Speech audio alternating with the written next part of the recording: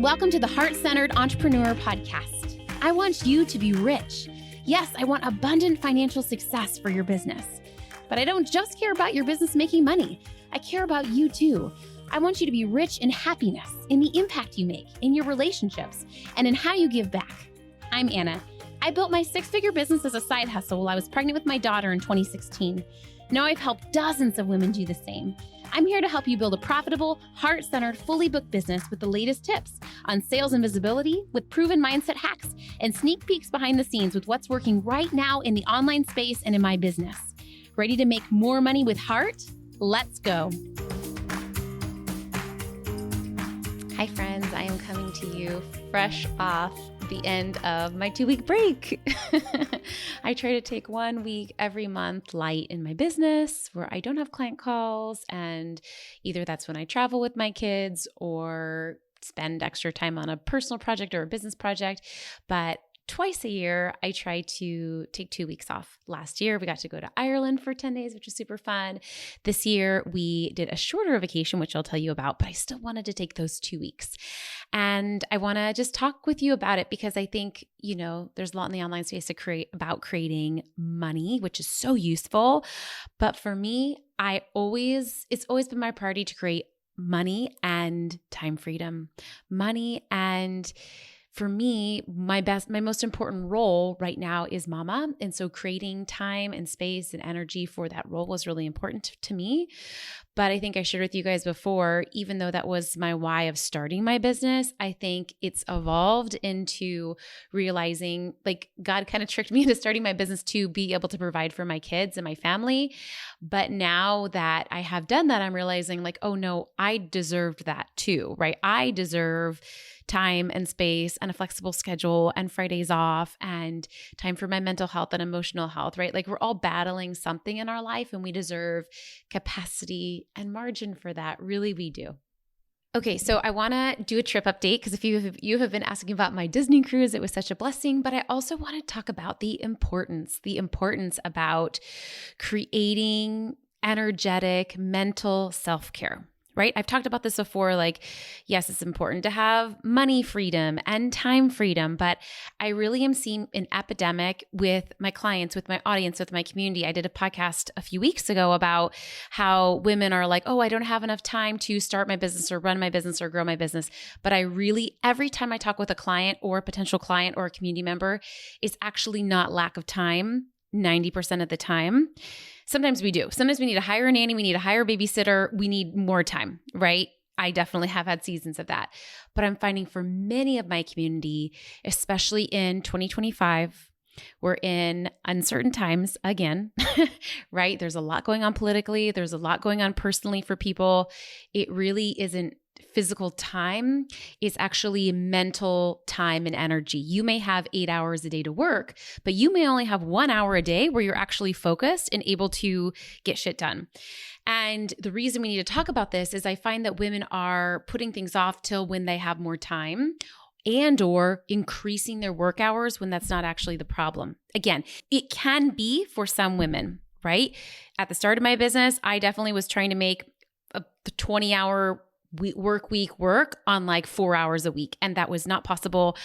Hiring a nanny for 11 hours a week was the best thing I ever did, and stop convincing myself that I had to get 20 hours done in 4 hours, right?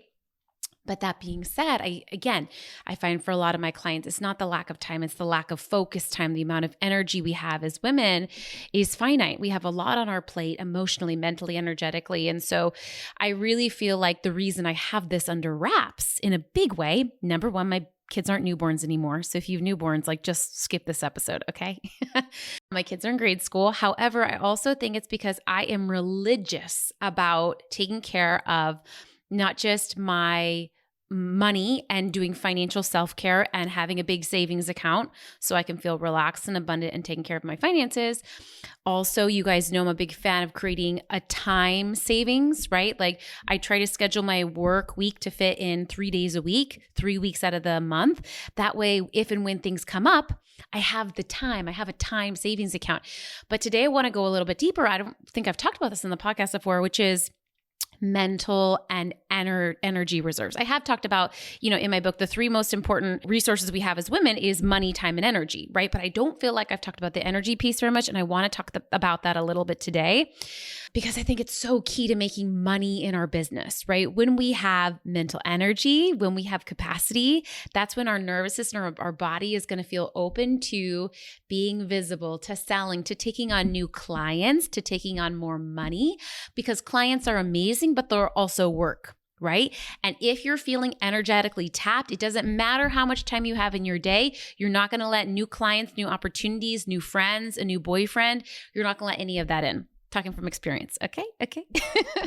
So what I want you to do is take a deep breath right now and join me for the next 10 minutes or so. I always say I'm going to keep these short, but I never do. Okay. Take a deep breath. And I just want you to affirm that it's safe for you to enter into this conversation with me, just this open, curious playground of what might be energetically holding you back from the next level of money, clients, success, ease, time freedom, fulfillment in your motherhood, in your marriage, in your whatever it is, right? That you are opening to getting little pings of wisdom of anything blocking you from that, right? And again, I'm not a big fan of the word self-sabotage. I'm more the fan of the word like self-protection, right? Often our brain or body wants to protect us. So if it doesn't feel safe to expand, if we don't have that energy or capacity, we're not going to do it. So whether it's through something I say on the podcast today, or maybe it's just like a little aha moment or insight, really work on opening your heart to awareness. Not that you have to change or fix anything, but just awareness of like, ooh, that could be it. Right? Maybe I've been trying to do this one thing and I'm feeling stuck around it. Maybe there's something I can shift in my mental energy and my emotional capacity. I have some thoughts around this, but first I just want to share really practically. The reason I'm doing this today is today is one of my days off, right? And so like what I did today, because I hear a lot of women saying like, oh, I want more time freedom. I want more time to be able to invest and increase my emotional mental capacity. But I don't think we have very many examples of what that looks like. So I just want to share what it looks like for me on an average day. So you can be like, oh, that's it. Oh, that's kind of boring / fun / easy, right? Like I think we like go to this like black and white thinking of extremes, right? Of like either I'm like working myself into the ground or I'm like on an island in the Caribbean and I have, thrown my laptop and phone into the ocean and I'm completely carefree and right? Like again, not that it's bad to go to a tropical island, right? If that's your thing, do it, right? But again, really playing with the gray of like, what does it look like in a really simple, consistent way to always be taking care of my mental energy and my mental health and feeling good. Number one, because that's when your business is going to grow, but also because you deserve to have a happy life. Like this is just a conversation about like being a happy person. And I know for me, my business grows the fastest. I sign aligned clients the fastest and the easiest when I am feeling energetically happy. And you guys know I have the affirmation, like it's safe for me to make money when I'm in a bad mood, of course, but it's also easier often to make money when you are feeling good. And so let's talk about doing that. So today, number one, let's make a good point. Okay. Number one, I took my kids to day camp. So they are on spring break, but for some of the spring break days, I put my kids in camp. I pay a little bit more and I drive a little bit further to take them to a camp they like because #mom guilt.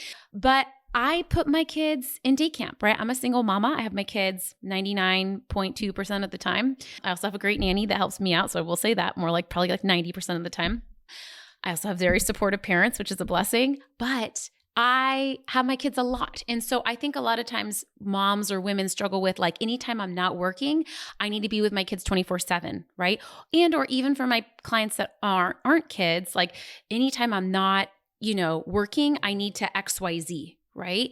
And again, it's just reminding yourself that it's safe for you for me, a big shift happened when I was like, ooh, I can spend time on me and self-care. And not even that, right? Like I even like catch up on my bills and stuff, right? Like when my kids are on break, right? It's safe for me to put my kids in camp or have a nanny or have a babysitter, whatever that looks like for you, if that aligns. So I did that, right? Next, I went to therapy. I'm in a season of going back to therapy. That is such a big blessing. After therapy, I went to my yin yoga class.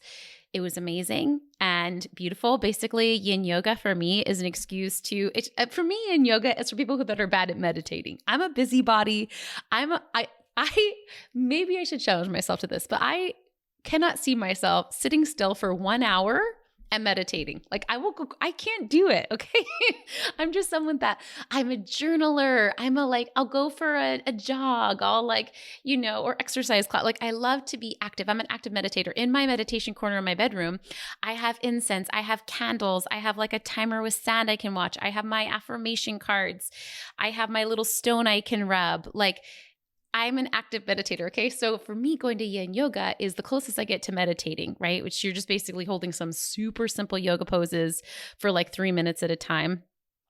But my amazing yoga teacher, Espy, is in there and she gives you like a little massage and it's just quiet and it's just chef's kiss. Okay. Therapy, yoga, went to Target to get some new t-shirts.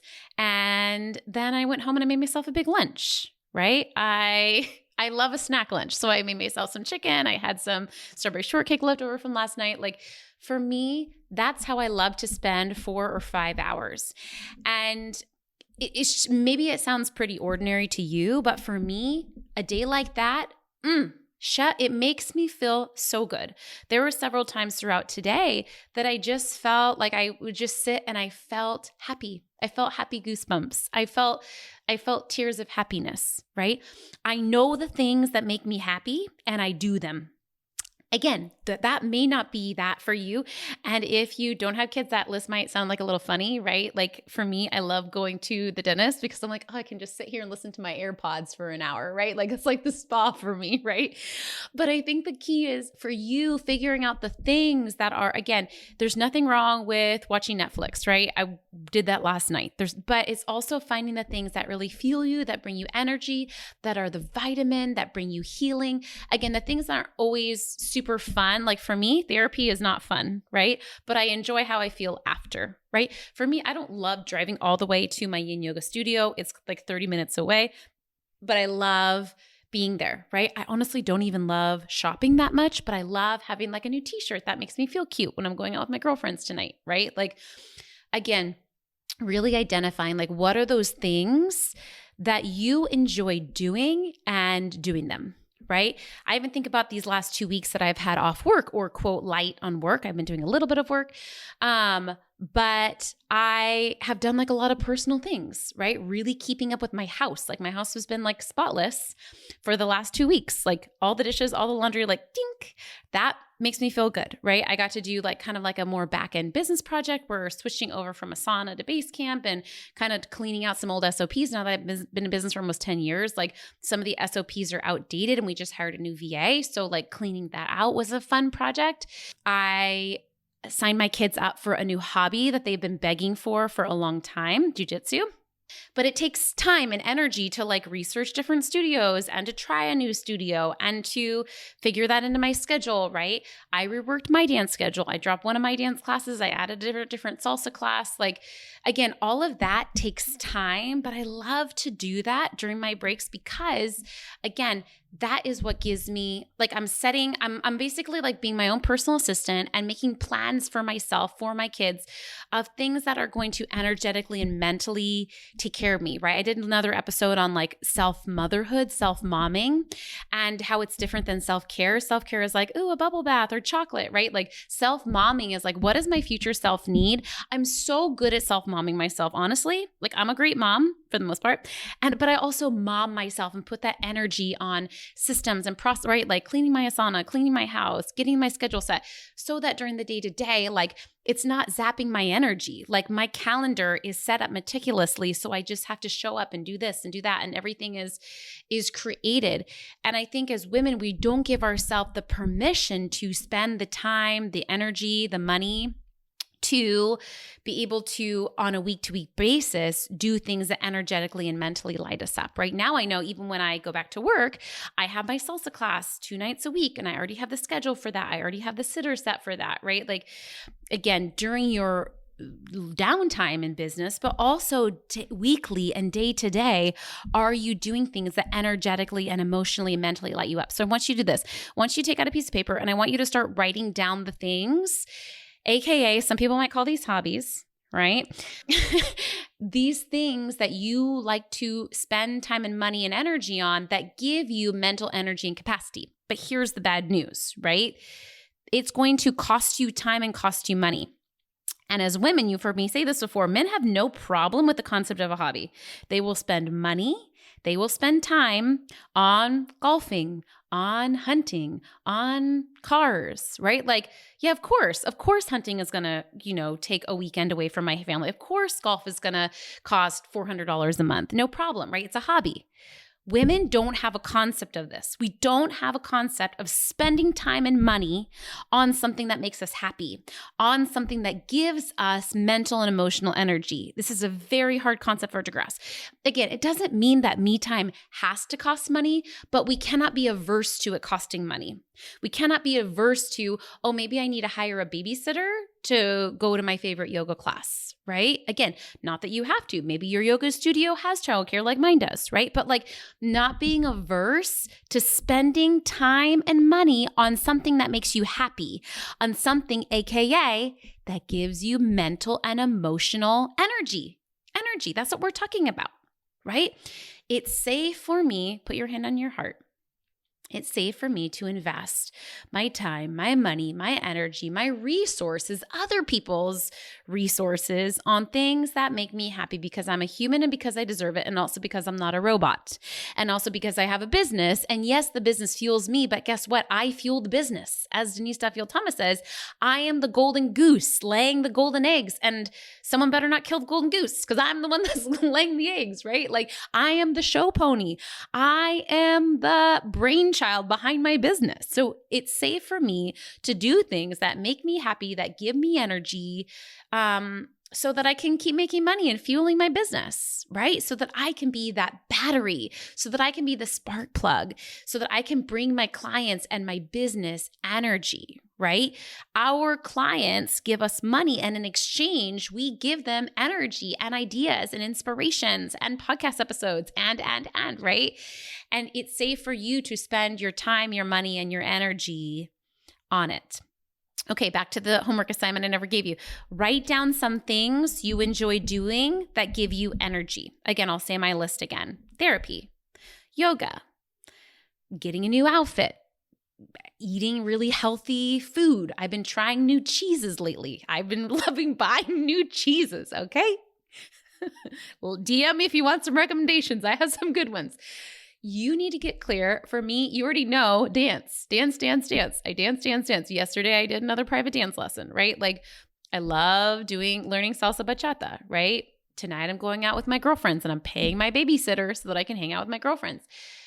What are the things that make you happy? Again, it doesn't have to be long. It doesn't need to be simple. Maybe it's crocheting. Maybe it's riding horses. Maybe it's running, right? What are the things that afterwards you're like, that gave me energy. That gave me happiness. That really fueled me, right? It didn't really have any other purpose but to make me happy, right? But to give me energy, but to make me cry happy tears. That was the purpose of it, right? We don't do those things. And like, if you would have asked me what my hobbies were when I first started my business, I would have told you to go someplace. I get that this is a hard conversation, right? But I have really, I think my divorce, I think this has just been a process of realizing that everyone thrives better when I focus and prioritize myself. Now, this being said, I think the reason that I'm so good about making time for myself and taking time off work and taking time for a lot of time on dancing and all that stuff is because as a single mama, I almost have to. Like I am right now, I'm hoping, God, if you can hear me, I'm hoping to find a partner yesterday. I would love that. That's a desire of my heart. But until then, it's me. My kids have me. Like I am their source. And so I know that I have to keep my mental and emotional energy on point. Like there is no one else. So because of that, I think the nice thing about it is it really forces me to protect my mental energy and happiness like gold. Right? It's almost like, what's that saying? Like, if you want to find a woman to get the job done, like give it to the one who's already busy, right? Like sometimes when we have to make it work, we do. And sometimes when we have more time, it's like we're less efficient or we have this, right? So I know that part of it is that, But it's really interesting because I think of anyone, I would be the person that would have the excuse to not take care of my mental health and emotional energy. But I feel like I'm one of the best people I know at it. And so just giving you permission to start where you're at and knowing that it's important, number one, for the people you take care of, but just for you too, right? Okay. Update on the cruise. Roundabout way of saying that. So I ended up getting, that's even a point in itself too. So last year I took my kids to Ireland. It was amazing. This year I had this intention of like, I think I want to take my kids international every year. But this year as it was coming up, I knew I just didn't have it in me. I had more of like a low winter. I'm doing fine, but it just felt like I had a little lower of a mood. Just felt extra dark. It felt extra rainy. And I'm a girl that loves the sunshine. Now that spring is here, I'm like, springtime. Just I need my sunshine. I'm a little houseplant, okay? Anyway, I just knew for some reason I didn't have it in me to take the kids international by myself. And so I decided, you know what? I think we're gonna do a Disney cruise, right? I think we're gonna do a 3-day cruise. Like that's what I have in me. Again, another testament to just like doing what you can and not thinking black and white as far as like, I'm either gonna do this or that. Like maybe there's something in the middle. That felt like the middle for me. Told the kids, they were actually way more excited than I thought they would be. Like out of their, and then their excitement started getting me excited. I'm like, okay, whoa, okay, actually this is going to be amazing. They're like looking up YouTube videos anyway. And so again, we did those 3 days of traveling or 4 days on the boat, but I still took the 2 weeks off. I still took the 2 weeks light on work, which is really nice. I think so many women are like, we have to do a family vacation for the full amount of our spring break or our summer break. And then they end up like coming back straight to work and needing a vacation after the vacation. No, for me, I had 2 days after our cruise where I just did like absolutely nothing except for like unpacking our stuff and like give yourself time and space for that, whether it's a vacation or a conference, right? Anyway, we had a great time. They did shows every night, like Broadway quality shows. You guys know I'm a theater nerd. And the biggest surprise of the Disney cruise was how amazing the shows were. These were like Broadway quality shows. The singers' voices were incredible. And of course I cried every night. The kids were like, Mom. They were touching. They were moving. They were moving shows, like literally like fireworks on the stage, like puppets and props and moving sets and snow and confetti. And like these were amazing shows. So that was my favorite part. Of course, the kids' favorite part is unlimited ice cream, right? The water slide, all that stuff. But it was an amazing time. I think Disney is so meticulous on their experience. You sit with the same group of people every night and have the same waiter, but you rotate restaurants. And I heard that Disney is good at this, but they did amazing they sat me with 2 other single moms and their 2 kids, and our kids absolutely hit it off. They became fast friends, and the moms and I sat at one side of the table and we just kind of ignored our kids, and the kids got along. Like they just hung out with each other and played with each other. Of course, like at the dinner, there's also like shows and music. So there's just so much going on, but I had a great time. Like I made new friends and we hung out, and it was really, really beautiful. Anyway, I could do more on that. I'm going to share some pictures this week on Instagram. I haven't done that. I'm a big fan of like on trips, like taking pictures and taking videos to share, but like giving yourself permission, and just in general, right? Like I do a lot of like taking pictures and videos in my life, but sharing them later on and not having to have I haven't had Instagram on my phone in a week. It's been really, really nice. Anyway, that to say, for me, I knew in this chapter of my life, that's what will give me energy, is a vacation that I really didn't have to plan, that I didn't have to like make dinner plans or travel plans. Like I needed something automated. Like I needed to have someone else do the work, and I needed to spend those 3 days, 4 days nonstop with my kids. And then I needed, 7 days outside of that for me. Again, to just do things that I enjoy, to catch up on life paperwork, right? And it's been such a blessing. And I think God, interestingly enough, has been just sending me little reminders of how supported I am. Even during this time, I got a $7,000 tax refund and then a $2,000 tax refund. And then I got 2 random checks in the mail, one for $80, one for $40. And then I found on my little app, 6 private dance lessons that I had bought 2 years ago and never used, like just all this really interesting stuff coming up as far as like money. And I find that for me as a single mama, like God knows that means a lot to me, that yes, of course, like I'm responsible for my kids, but that like he has my back in like different ways. And so I just want to encourage you too, that if you're in a season of needing signs that you are supported and cared for, I think as women, we put so much, I see so many of my clients, even that are married or have partners, put on this huge burden on themselves, a breadwinner. It's so interesting because even though I am obviously the breadwinner in my family, I don't really identify with that name or role, which is, it's almost like when I started my business and I really used to identify as a stay-at-home mom. Guys, I've never been a stay-at-home mom. I've always had a job or worked.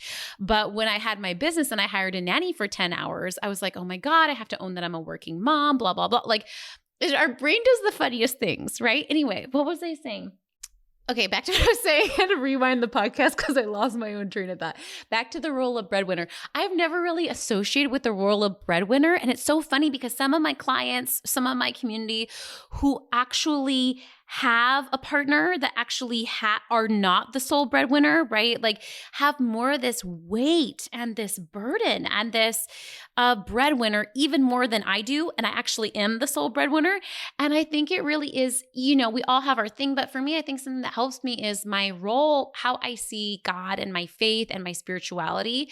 And I really see her supporting me. Like I really see, yes, of course, like I show up and do the work, but I really see my partnership with God. Like I see her supporting me too. Like I really see the universe having my back. Like, and so I just want to say, if you are in a season of feeling really strapped for time or cash or this decision, or just feeling like you're doing it alone, I just want to remind you that you're not alone. Number one, I'm here. I love you. I'm here to support you. Like it's my life mission to help women have successful, thriving businesses. And I want to support you, whether that's as a paying client or just here on the podcast. Like I'm in your corner. I love you. I believe in you. I know you can do this. I know it gets lonely.